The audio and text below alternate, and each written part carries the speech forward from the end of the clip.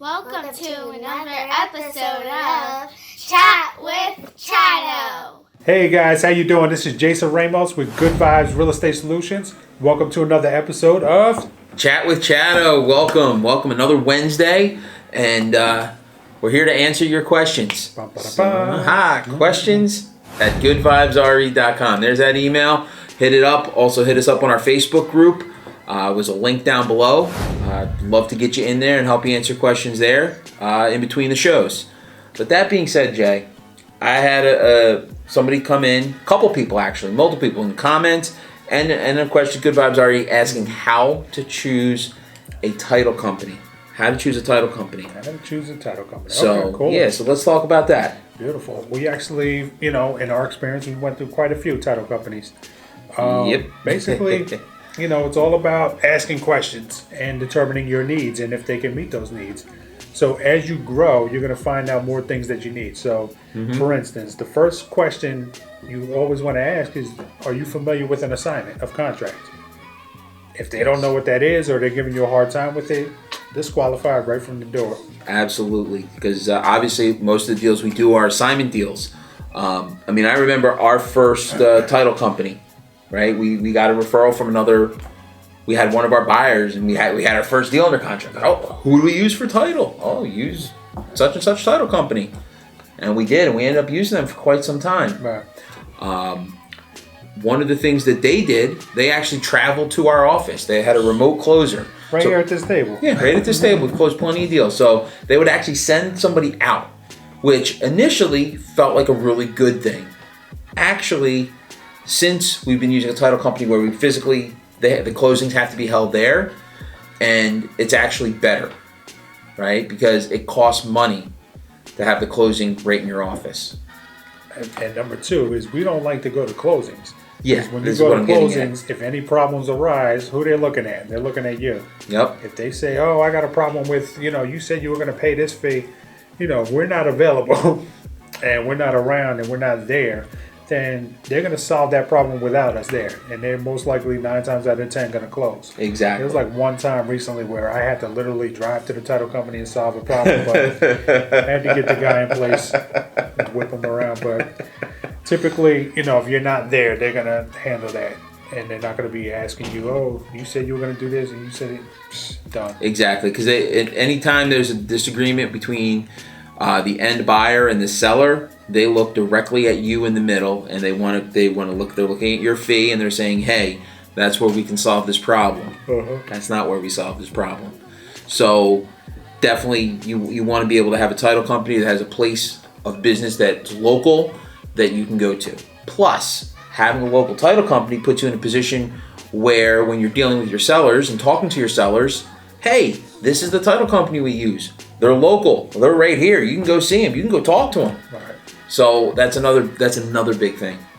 Right. Number two is, does your title company allow you to do a joint venture with somebody else? Okay, so this is the problem that we ran into with our original title company is they didn't allow us to do a joint venture with another company. So if somebody brought us a deal, and what's a joint venture? Yeah, that's what I'm getting at. So somebody brought us a deal. We brought the buyer, but they brought the seller.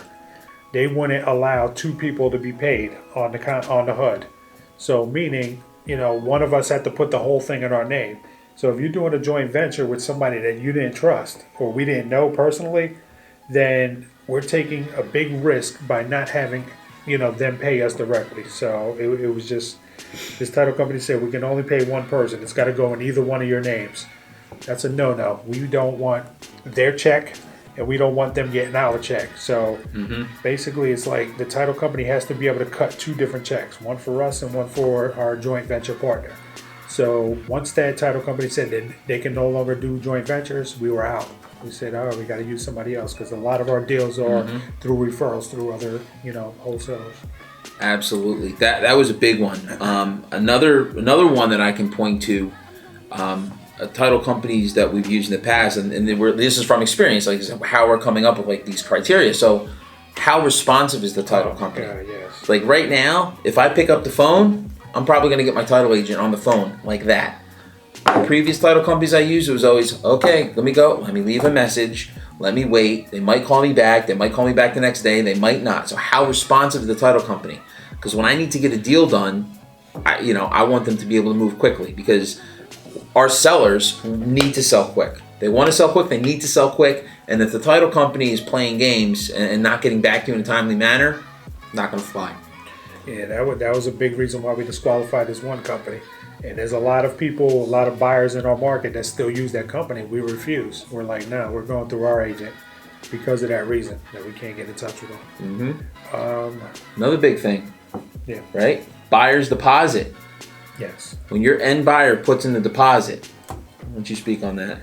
Yeah, so basically you want to have a title company that you're in communication with, that they know you, so that when you pick up that phone, hey, such and such is doing a deposit, they're going to let you know as soon as that money hits. A lot of times when you go to some of these bigger companies and you're just a number, they're not going to you're not going to have that personal relationship with that person, so you're not going to hear back from them.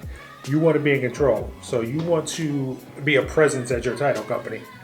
And basically, build that relationship. So you tell them, hey, such and such is wiring their money. Please let me know when it hits. They're going to tell you right away. Yep.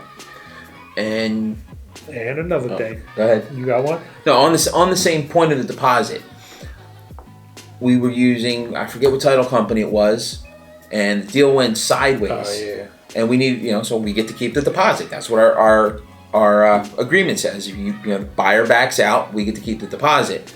Well, they didn't feel comfortable with that, and they said, well, that's great, we'll send you the deposit as soon as the buyer signs that we can give it to you.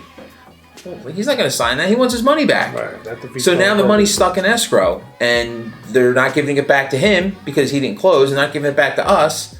And it's like, okay, so when you talk to your title company, you're interviewing, like, how do you handle that? If I have a buyer on a deal and that buyer puts up $3,000 non-refundable deposit and they back out, what's the process for me to get that money? What do I need to do? Do I need to sign a cancellation with them? Do I just need to notice them? What does that look like? Because that's very important when things go sideways. That's crazy. We stopped using the title company because of that. So it took us a while to get to the title company that we're with right now. It was a process of elimination. Excuse me. When you guys are first getting started, ask these questions when you're interviewing people. But if you want to find a title company, go to these RIA meetings. Yes. Go to local real estate meetings. Talk to wholesalers in the area, other investors. Find out who they're using. A lot of times those title companies are investor friendly. And just interview them. Are you guys, do you do assignment fees? Do you do joint ventures? Do you do double closings? Ask these basic questions. And if they do, try them. Try it out. You're going to have multiple deals. Like, if you're not just one deal and done, you're going to have a lot of deals and you're going to figure it out. And when you go to the RIAs and you talk to people and they say, okay, well, we use this title company, or use that title company. Well, there's a lot of title companies that have gotten burned by newbie wholesalers, newbie investors. They have no idea what they're doing. They lock up a property for double what they should. They can't close. They can't find a buyer because they locked it up too high. And now the title company spent all this time and effort running title work on a property only to find out you can't even close, right? So unfortunately, with a lot of that going on, some title companies have started saying, hey, that's no problem. We'll open up escrow. We want $150 for the title report. Obviously you get it back at closing. So that's something to be wary of. And it's not necessarily going to be a deal breaker, but just be aware of it. Like, there's a reason they're asking. Like, if you're doing a lot of deals with them, they're not going to worry about it. But if you continue to open up escrow, open up deals and put contracts in and not close on them, you will not last long with that title company. Yep. We recently did that too. We did a deal in a different city that we normally use, different state actually, and they said, all right, we don't know you, so give us $150 and we'll do it. And I gave them the $150. They ran the title, and it turns out to be a deal we didn't close. So we would have burnt them if they didn't get their money up front. So they kept the money, and lesson learned. So, and you got another one? No, I was just going to say. I got another one. So another thing important about a title company is, as you build a relationship with the title company, you get in there, you're closing deals, you're making things happen. What's going to happen is now you have a referral for your seller. So you can say, hey, we close deals all the time. We use such and such is our title agent. Give her a call. Guess what? When somebody calls, say, hey, this guy, Steve Chatto, he's looking to buy my house. Oh yeah, he's great. We do deals. They're going to talk you up, right? Because they know you're bringing them a lot of business, and they know that. So that's something you could potentially leverage. When you're working to get a contract signed, especially on a deal where, the seller just needs that extra bit of comfort. That worked with us when we were with this title company, and they were pretty new. And the title agent would actually call the sellers and then just put in a great word for us. She would hype us up. You know what I mean? She was like another member of our team. Mm-hmm. Hey, I got your title. I got your contract. We're working on the title work.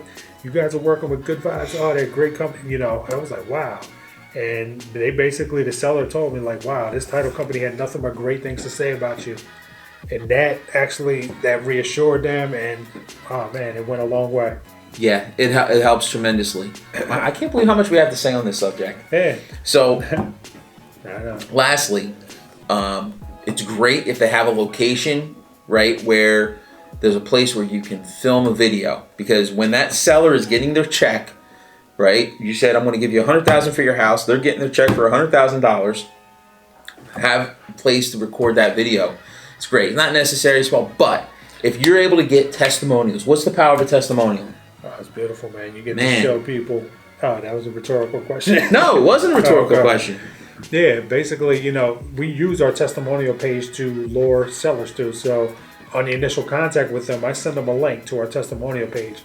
They can take a look at other, sellers and see what we did for them, so that they know that we're not BS. Like, we're a real legit company. It's huge. It's powerful. Mm-hmm. These people are not coerced. They're happy. Yep. They're walking away from the closing table. They're done with their problem property. So it's just another thing. It makes it real for your new potential sellers. So you definitely want to get testimonials. Absolutely. And we give a shout out to our title company. They love it. It's just great all across the board. Absolutely. Cool. Wow, we do have a lot to talk about. I was expecting it to be like a 2-minute video. Yeah. Anyway. You know us, we like to ramble. So, everything you needed to know about title companies in, I'm guessing, 12 minutes. Anyway, as always. Good vibes always, guys. We'll see you next Wednesday. Take care. Cool. Thank you.